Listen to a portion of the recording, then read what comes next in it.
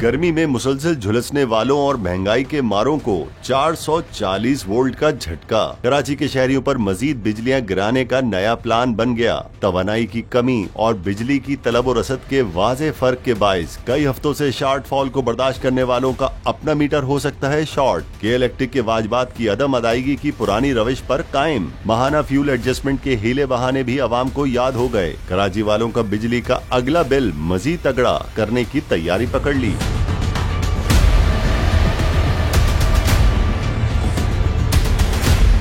के इलेक्ट्रिक ने furnace oil महंगा होने का बहाना बनाकर नेपरा को बिजली मजीद महंगी करने की दरख्वास्त भेज दी। मई के लिए फी यूनिट बिजली की कीमत में 2 या 4 नहीं पूरे 11 रुपए 34 पैसे इजाफे की तजवीज दी गई है। बहुत बड़ा जुल्म हो रहा है यार, ये तो 11 रुपए इजाफा करके। कराची वालों पर तो जुल्म हो रहा है, शुरू से ही होता रहा है और अभी भी हो रहा है। के इलेक्ट्रिक वाले पता नहीं किस हिसाब से बिजली चला रहे हैं, क्या कर रहे हैं। आप जाके हमारे इलाकों में देखें किस चीज़ का इजाफा दें, इतना बिल पे कर रहे हैं, कहाँ जा रहा है, किसकी जेबों में जा रहा है, ये कोई बताने वाला नहीं है। इजाफा मांग रही है सर, इससे कोई फायदा है? आवाम को तो नुकसान है। जो बिल आता था 2500 रुपये वो 10,000 रुपये का बिल आया। किसी चीज़ का इजाफा कर रहे हैं तो फिर उसके लिए वसाइल तो पैदा हों, वसाइल होंगे तो बंदा कुछ और चीज़ कर सकता है। अब हम लोग ना वसाइल दे रहे हैं ना कोई और मामला कर रहे हैं। 4 जुलाई को दरख्वास्त अगर मंजूर हो गई तो सार्फिन को इजाफी लोड शेयरिंग के साथ 22 अरब 65 करोड़ का इजाफी बोझ भी बर्दाश्त करना पड़ेगा। यानी अंधेरों में डूबे बिजली सार्फिन पर अगला बिल बिजली बनकर गिरेगा।